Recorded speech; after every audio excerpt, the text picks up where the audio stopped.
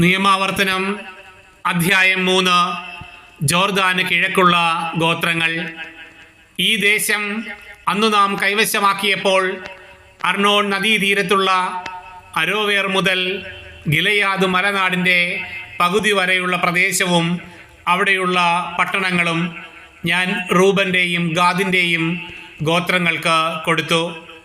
ഗിലെയാദിൻ്റെ ബാക്കി ഭാഗവും ഓഗിൻ്റെ സാമ്രാജ്യമായിരുന്ന ബാഷാൻ മുഴുവനും അർഗോബ് പ്രദേശം മനാസയുടെ അർദ്ധഗോത്രത്തിന് ഞാൻ നൽകി.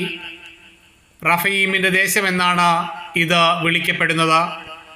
മനാസെ ഗോത്രജനായ യായിർ ഗെഷൂര്യരുടെയും മക്കാത്യരുടെയും അതിർത്തി വരെയുള്ള അർഗോബ് പ്രദേശം കൈവശമാക്കി.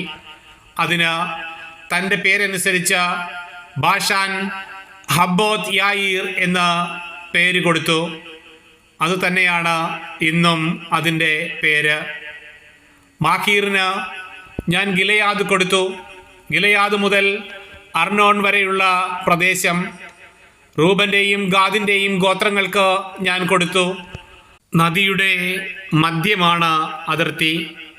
അമ്മോന്യരുടെ അതിർത്തിയിലുള്ള യാബോക്ക് നദി വരെയാണ് ഈ പ്രദേശം. ജോർദാൻ അതിർത്തിയായി അരാബായും.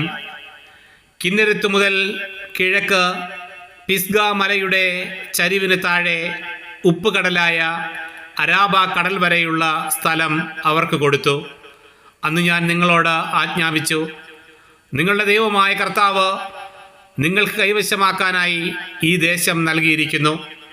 നിങ്ങളിൽ ശക്തരായ എല്ലാ പുരുഷന്മാരും ആയുധധാരികളായി നിങ്ങളുടെ സഹോദരരായ ഇസ്രായേലരുടെ മുൻപേ പോകണം.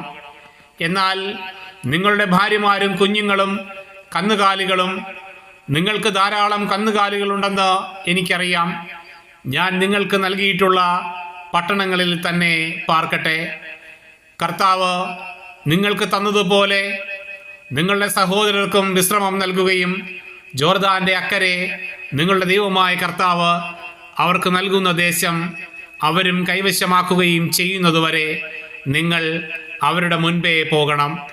അതിനുശേഷം ഞാൻ നിങ്ങൾക്ക് തന്നിട്ടുള്ള അവകാശത്തിലേക്ക് നിങ്ങൾക്ക് മടങ്ങിപ്പോകാം.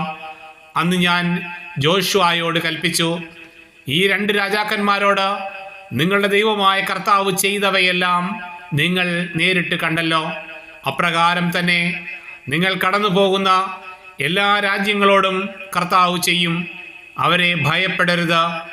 എന്തെന്നാൽ നിങ്ങളുടെ കർത്താവായ ദൈവമായിരിക്കും നിങ്ങൾക്ക് വേണ്ടി യുദ്ധം ചെയ്യുന്നത്.